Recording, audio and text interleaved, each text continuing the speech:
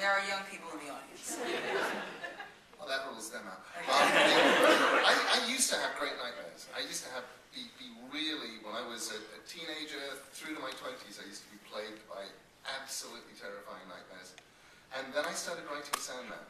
And what got weird then, and I would keep a pad by my bed, and I just remember those moments where I'd wake up and I'd go, oh my gosh, yes, we were in a cellar, and that little dead baby, it came back to life and it started going for me. I can use this. And the nightmares stopped. And my theory was that whoever was doing them was just so incredibly puzzled. We did the dead baby thing. He seems to like it. And that really, Sandman was the end of my great nightmare period.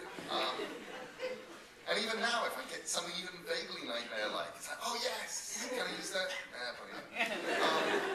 But I love dreams that come with plots, because normally they don't.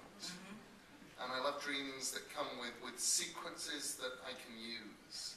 And the only one that I'm still waiting to use at some point is I remember once dreaming about a motel in America and going through this strange abandoned motel, and there were meant to be people in there and I couldn't find any people.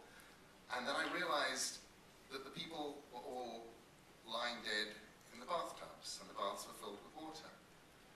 And I was trying to figure out why are these people in bathtubs? Why are the bathtubs filled with water? And it was starting to get dark. And then I thought, oh, they're vampires.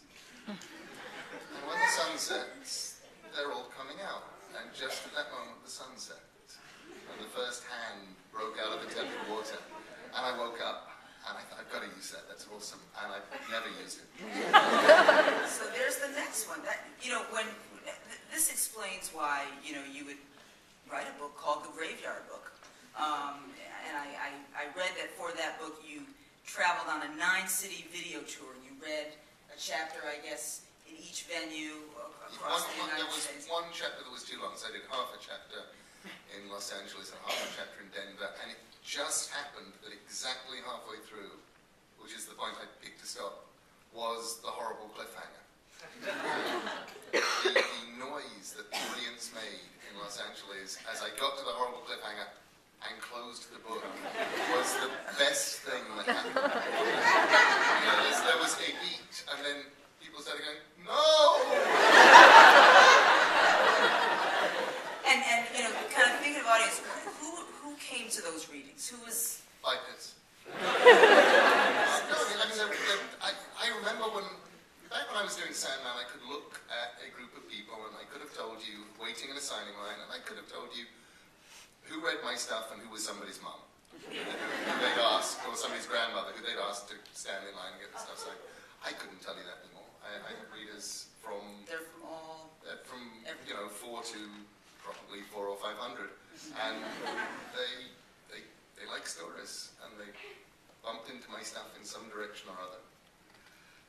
And what was just a delight on the Graveyard Book Tour was that they came out. They came out in New York, and they came out in 9 cities across America, and they sat still while I read them 30, 45 minutes, an hour of story.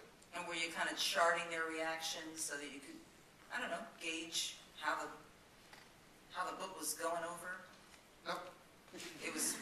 I knew how the book... I'd written the book. I'd done an audio book already. I was fairly sure what my book was. Every now and then I would go, oh my gosh, I didn't know that line was funny till I read it out loud to people.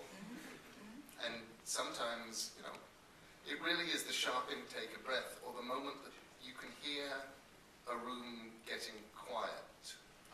And just everybody, and you move into that wonderful magic pin drop state where people are just really, really quiet because they don't want to miss a word, and that's magic. But I love the idea. I have a really nice publisher, and they are willing to humor me when I occasionally go mad. And in this case, I told them that I really thought it would be a good idea if instead of doing a signing tour, I did a reading tour, and I went from city to city, and they had to pay for a guy to come and video it, and put it up on the web for then we were going to keep it up. So you could watch the entire book, you can watch me reading the Graveyard Book or listen to it for nothing. And they went along with it. And I'm so grateful that they did.